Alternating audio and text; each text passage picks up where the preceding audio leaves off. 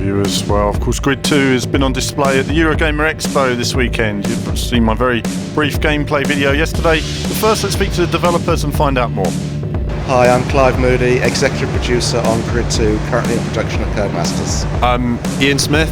I'm an Associate Producer and I'm at Codemasters working on Grid 2. Hi, I'm Gahan Pathiraja. I'm the Lead Car Handling Designer at Codemasters, working on Grid 2.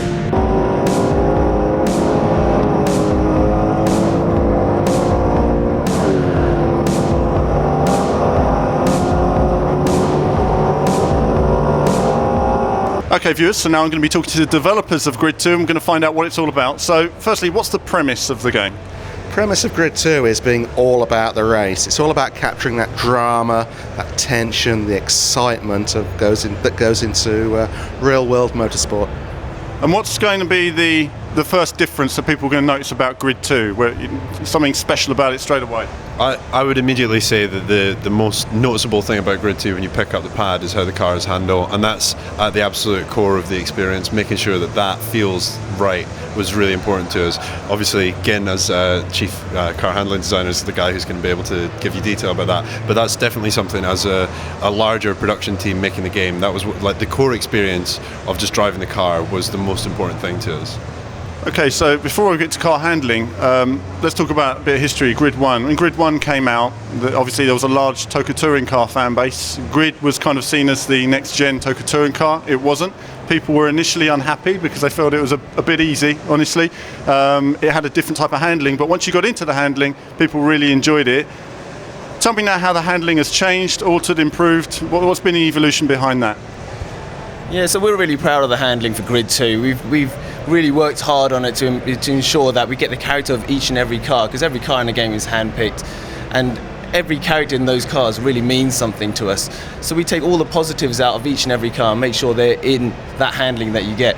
So even front-wheel drive cars, which are sometimes known for understeer, they even have some positive handling characteristics, such as lift off oversteer into the corner. So we draw that out and make sure you really feel those aspects of the handling. So, I mean, just in a bit more depth about the handling, I mean, do we start off, near a simulation model where there'll be the usual assists, or is there just going to be one model that's already sort of relatively restricted? Yeah, we don't want to really run assists. We're trying to keep it simple this time around, so it's just one handling model, and we feel as though it's a really good balanced handling model. It works really well on a steering wheel and a pad, and we've got that outside for you in the show today as well. I think. Sorry, I was going to just mention about the handling with the assists. This time around, what we kind of feel is that the way that the players progress through the game is staged, and the way that you progress through the game over time, the different types of cars that you're going to be driving over the course of that progression are going to be offering you different types of challenge in terms of the different ways that you're going to have to adapt to the cars on the track, what you're going to have to do, the amount of skill involved in actually keeping it on the racing line and on the edge of control. And we've basically built that type of progression into the game rather than having sort of an easy setting to drop down to, and that's also helped us in terms of the online experience. We've completely separated out the online experience from the single player, and actually one of the really cool things about having a one size sort of for everybody sort of thing means that if I've set the fastest time on Red Bull Ring, for example, and then I compare myself against somebody else, I have to check all the different various things that they've had switched on that I haven't.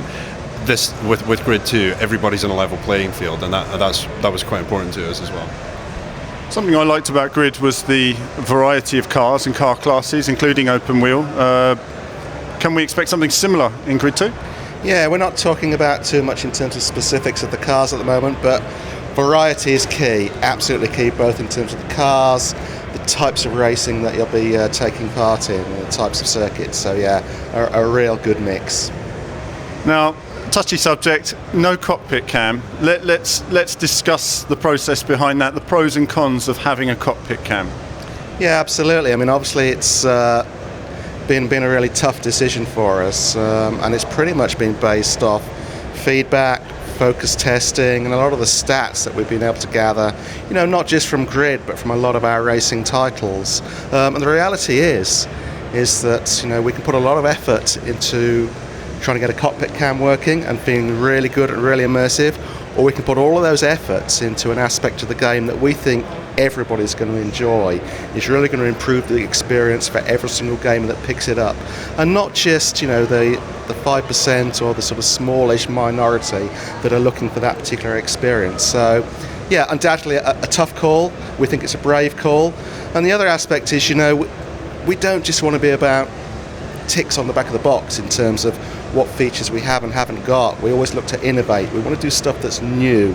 And I think when you get to play the game, and I think when you get to see a lot of the stuff which we're going to be announcing, not now but in the future, people will be a lot happier. You know, they won't be so worried about the lack of Cockpit Cam. Okay, so a word on that innovation then. What's one feature that you can share with us today? Is there any? Well, we can share it with you on Saturday at our press event at the dev session here, so we'll be revealing something about the game at that.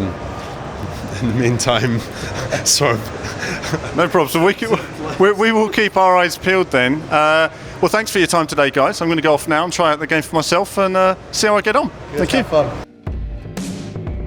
So a chat with the developers there. Obviously they're pretty tight-lipped at the moment. There's not too much they can give away because it's very early. This is still pre-alpha code, very early in development, so this is just a glimpse here. And you can see the triple screen setup they had on display. Neville Slade there, one of the co-owners of Vasaro there, was testing out the rig, showing us some of his driving skills, and you can see the rig there was running on a D-Box system. A D-Box adds so much to the experience, it has to be said. You really do feel the ferocity of it when you're racing around there, even though they have it on quite a low setting, it has to be said, at the event. But you can see obviously very intense graphically. Obviously there's a lot of talk about the cockpit view. We'll come back to that later once we know a bit more, but for now handling is, no, I would say limited at the moment. Yeah, sure, the car physics are in there, as many games include physics, but it's how the physics are applied that really means whether they matter in some respects. And at the moment the steering doesn't really feel like it's been fine-tuned. It has to be said, it's still at a very early stage, so I can't really give a judgment on wheel handling. I would prefer to hold that until a later build, perhaps in 6 months time, when they've had a chance to work with all the cars. At the moment it's too sensitive, doesn't really give a great feel. And just to put in perspective on this entire section, I think you can get away with only using the brake twice. And I think that's an issue I'm a little bit concerned with on this early build. Is, you know, we talk about arcade games, don't we? And we talk about arcade simulation are hard and arcade are easy, but that's not the case. An arcade game should be every bit as challenging. It's the way the physics are implemented that make it arcade. It's the way you power slide, but then you need greater perfection.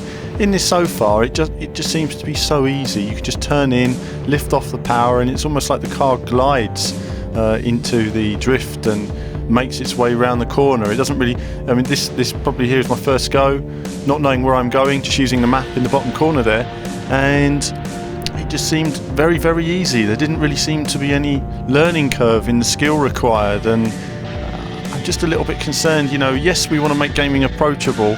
Yes, people want to feel like they're really good at a game even when they're not, so it does give you that. I mean, you do get that kind of feeling of, you know, fast and furious and really going for it, but at the same time anyone can do it, and I think it'll be interesting to see how expert players do make the difference.